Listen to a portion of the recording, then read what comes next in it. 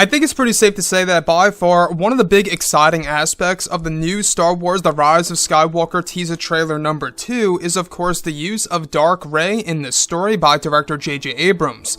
This is Mike Zero. Make sure to subscribe if you're new to the channel for future Star Wars content.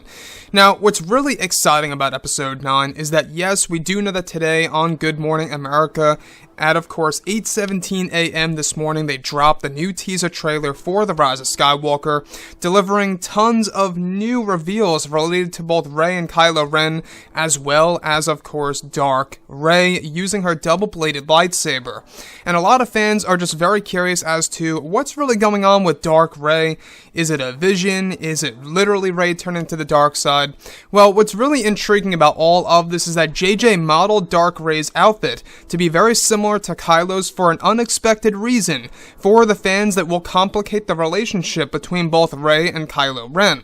It's that JJ based the design of Rey's double-bladed lightsaber after a character that is currently in the works to be based in Disney's version of the Old Republic canon.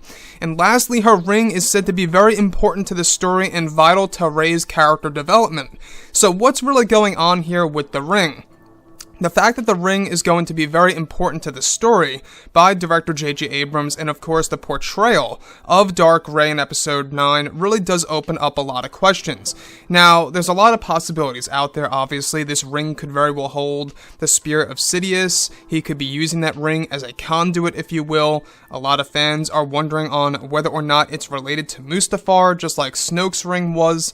And the list goes on, really. So, with J.J. Abrams, you know, how he was able to talk with Dave Filoni during the script writing of Episode 9, and of course, while he was directing this movie on set, he got a lot of tips and, of course, hints by Dave Filoni on how some of the characters should be portrayed. And that's exactly why we're getting crazy and wild ideas as well. So, we actually do have something related to Episode 9 that does actually connect to Star Wars Legends, and that is, of course, the Old Republic era now being made into the canon material under Disney, and how J.J. Abrams is actually said to model Dark Rey's lightsaber blade, the double-bladed red one, after a character that is currently in the works to be introduced in the Old Republic era, either in the forms of books, novels, or maybe even the new Star Wars trilogy. Like I say, you guys may recall that there is, of course, going to be tons of Easter eggs, hints, and or little nods here and there of what's to come for the new Star Wars trilogy. And the fact that Rey's double-bladed red lightsaber is modeled after, of course, a current character in the works that Disney and Lucasfilm are currently working on for the Old Republic era that is said to be canon under Disney, is, of course, said to be used by the character of Dark Rey. Now, the thing that really gets me is the importance of Rey's ring. Now, I don't know if you guys really saw it, if you guys have a big screen or not, but if you do look very close on the very bottom, on her left hand, you can see that she is sporting a black ring, and it looks like there's like a gem on top of it. And with that being said, the fact that the ring is going to be very important to Rey's story as far as Dark Rey's portrayal goes by Daisy Ridley, you can really only imagine what's going on here. If you guys look at the environment around Dark Rey, you will notice that it almost somewhat mimics that of the Mirror Cave from Star Wars The Last Jedi on Ahch-To. Now, we do know that in this film, Rey is going to go on a personal mission where she goes to a place called the Lost City, which is said to be the location of Jedi and Sith ruins.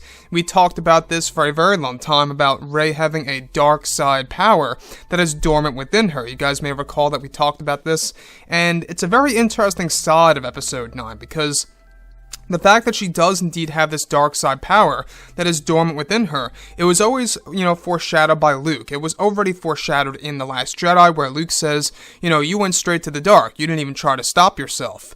And how he's seen this raw strength once before in Ben Solo. And how it scares Luke. So you can really see how they were trying to set it up in Episode 8, and now it's kind of growing and pretty much, being explained in Episode 9 in the form of Dark Rey. It almost seems as if Dark Rey could very well be the manifestation of the dark side, showing us exactly what's going on within Rey and what could become of that character. Now, I still do believe that this is more or less a vision, if you will. I'm kind of not really sure of her actually turning to the dark side.